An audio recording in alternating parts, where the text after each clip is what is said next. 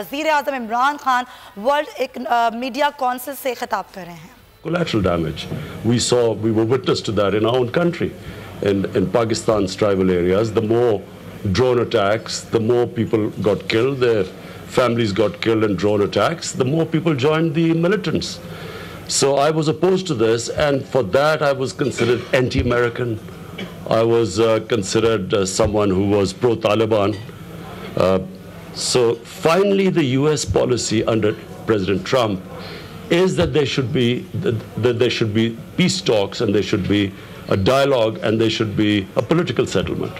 So we came on the same page, and that's why I have a good relationship with Pakistan has for the first time a decent relationship with the United States, because relationships are built on common objectives.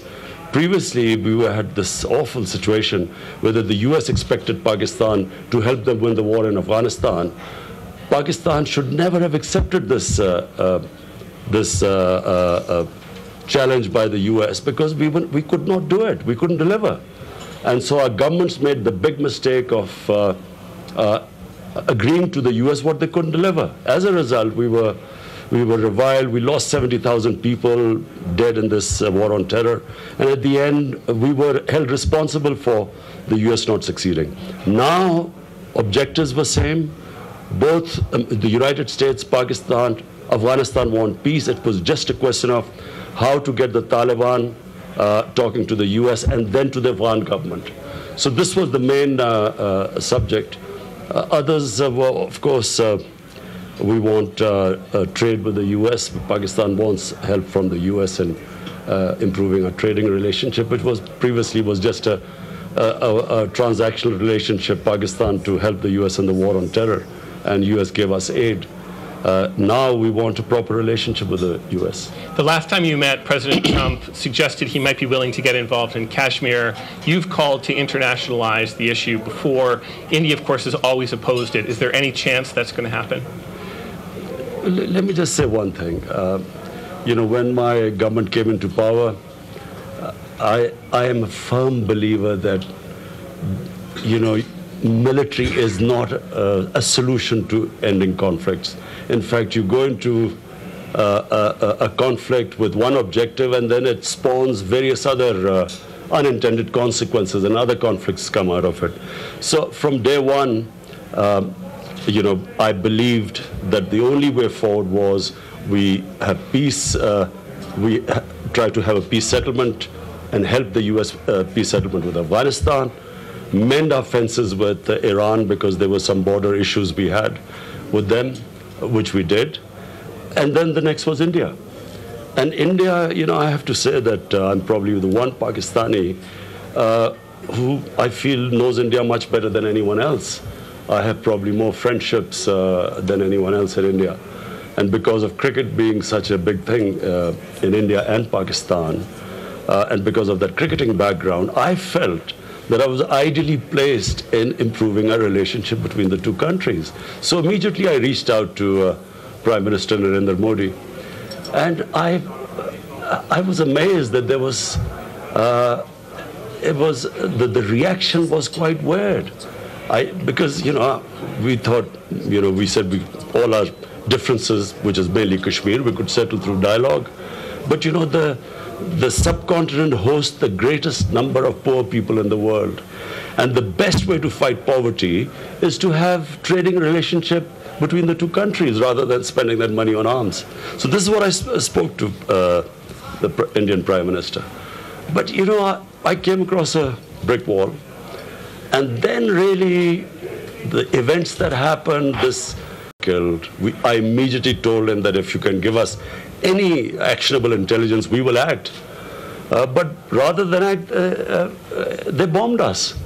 So one of the Indian planes came down. We immediately returned the pilot, again saying that, this is two nuclear-armed countries cannot afford a conflict. But really it was after Mr. Modi won the second election, which was in 2018. And then when he annexed Kashmir, remember, is a disputed territory between Pakistan and India, according to the UN resolution 70 years ago, the 11 resolutions of the UN. And the people of Kashmir were supposed to decide their destiny through a referendum, a plebiscite. So India unilaterally annexed Kashmir, revoked their status, which was in their own constitution, this Article 370. And from then onwards, things went from bad to worse. And really, what is happening in India, let me just say one last word on that. Because I know India, I think it's a disaster for people of India. It's a bigger disaster for people of Kashmir, who for over 5 months now are literally in an open prison, kept there by 900,000 troops. It's a disaster for India because India is a multicultural society. It was the vision of Gandhi and their first Prime Minister Jawaharlal Nehru, which was a secular society. And with this philosophy, this ideology of Hindutva, which is the RSS philosophy, which was inspired by the Nazis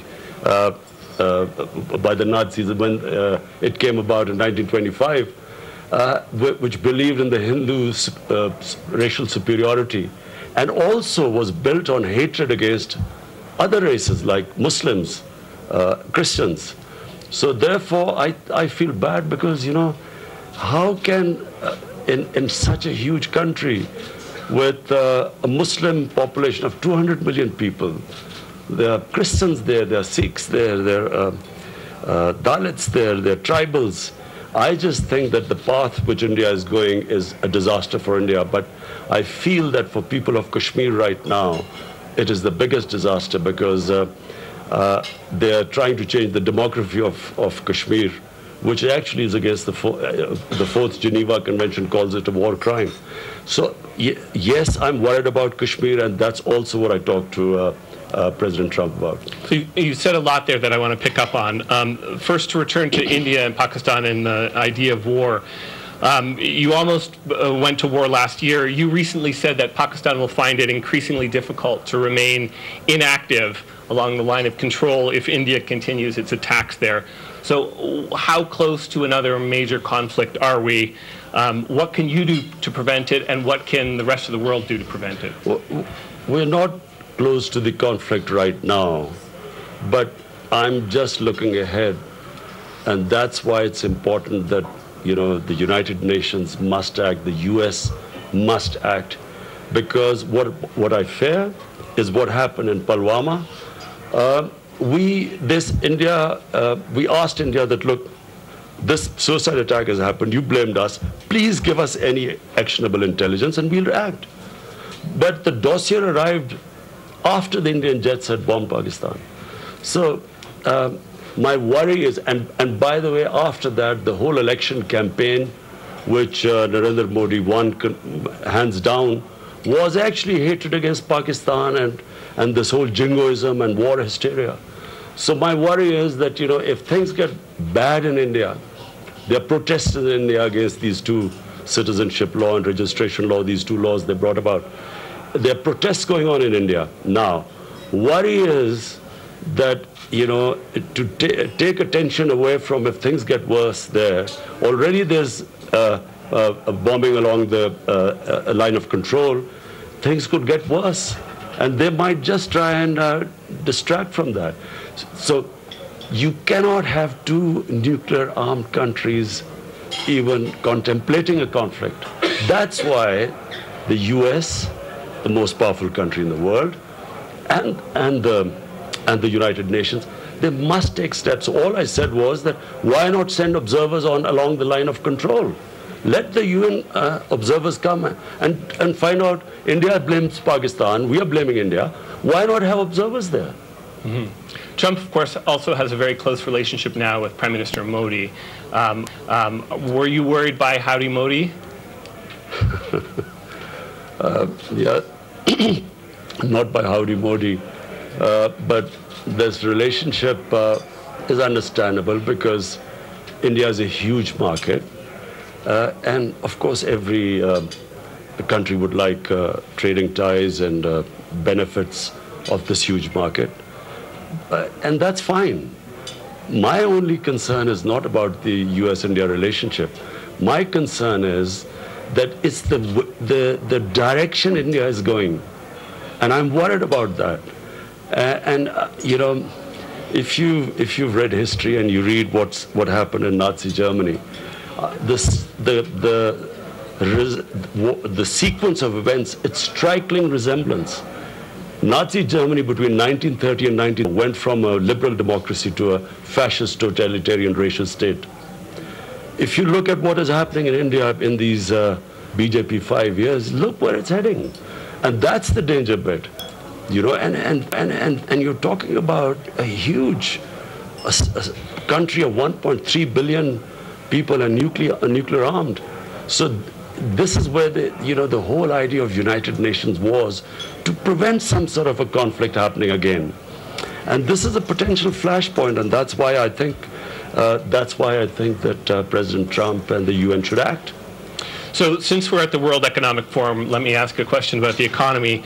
Pakistan's economy has crashed 13 times over the last 60 years and required an IMF bailout each time. Fitch, the credit rating agency, recently gave Pakistan a B rating, saying its economy is, quote, constrained by structural weaknesses reflected in weak development and social and governance indicators. The WEF's brand new social mobility index ranks Pakistan 79 below Sri Lanka, Bangladesh, and India. Pakistan is among the lowest investment rates in the world, and last year imported twice as much as it exported. You came into office promising a new Pakistan. What kind of reforms are you making to break this cycle and fix the economy? And why should investors have any more confidence this time than in the past? You see, Pakistan in the 60s was one of the fastest growing countries in Asia. Pakistan was industrializing faster than anyone else. It was a model which was copied by a lot of countries, and Pakistan was ahead of all the countries in the subcontinent. So my contention is that it's not lack of resources that make a country poor. My contention is that it is corruption why countries become poor. And why corruption? Because corruption does, number one, it destroys institutions. You can't make money if I'm the Prime Minister, if I have to make money. I cannot make money unless I destroy the state institutions, which will be a check on me. So all the justice system, the accountability bureau, the tax collection system has to be destroyed for me to make money. And that's what happens. I mean, if you look around in the developing world, the reason, I mean, look at some of the poor countries, they are resources rich, and yet there's massive poverty. So number one, it destroys state institutions, which is the biggest, taking out money is just one issue. But in the process, the destruction of the institutions is really what damages a country. And secondly, it is, because you have to take the money out of the country, because otherwise it will be spotted. So therefore, in taking the money out, it then starts, this money laundering starts putting pressure on the currency. And so when the currency devalues, it leads to inflation, more poverty, and then the money that should be spent on human development, invariably, I can tell you our experience, went into these mega projects for mega kickbacks. So the resources are distorted. So that's what happened to Pakistan. So what are you doing to change that? So mid-80s onwards, that was a watershed. And that's when the two families took over and we sort of started going down. What we have done now is, number one, that we are trying to strengthen the state institutions. We have conducted a big accountability drive, which has never happened in Pakistan before. Secondly, we have tightened up our laws on money laundering. But much more importantly, the basic direction of a country. Before then, we used to have these boom and bust because we had growth rate which was artificial because it was through import-led growth. So import-led growth led for a while, and then, of course, we would end up into a crisis situation and then an IMF bailout because we had this huge current account deficit. This time, we have, so since we've been there, we have cut down we inherited the biggest current account deficit. We've cut it down by 70%. We brought down our imports. We have exports, we had to adjust the currency so that it became goods exports became compatible, could compete with the other countries, and for the first time, my exports, which were stagnant for 5 years, are now showing signs of improving, and our currency is stable. In fact, it's gained since we took these measures. Stock market, the markets are now, our stock market is the highest in a year.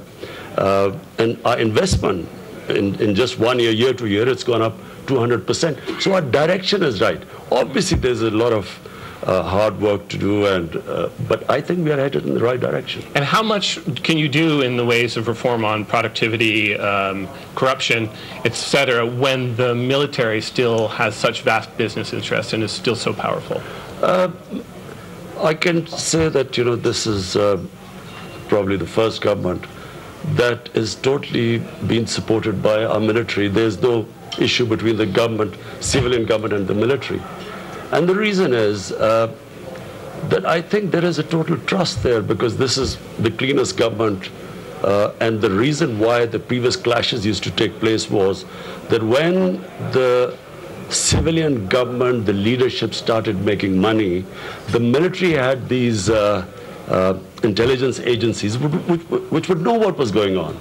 So therefore there was always this clash, not because of the military was interfering in the civil administration or in the government, but it was because the civilian the leadership always wanted to control the military because they were scared, they were vulnerable, because the military always knew the extent of corruption that was being done. We have complete support. My foreign policy, which I am following, is completely supported by all institutions, including the military, simply because they believe that we are in the right direction. So I have had no problems with the military ever since our government has come into power. Last question for me, and then I'll open things up. You've been very vocal, as you were today, about criticizing India's treatment of its Muslims. And subscribe करें और bell दबाएं ताकि कोई खबर रह न जाए।